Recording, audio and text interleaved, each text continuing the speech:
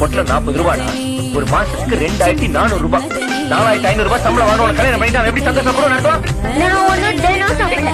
வாரத்துக்கு ஒரு நாள் தான், மாசத்துக்கு 4 நாள். 8 பொட்டல 320 ரூபாய் தான். பொட்டாட்டிக்காக மாசத்துக்கு 320 ரூபாய் செலவு பண்ணா குறைஞ்ச படுவீங்க.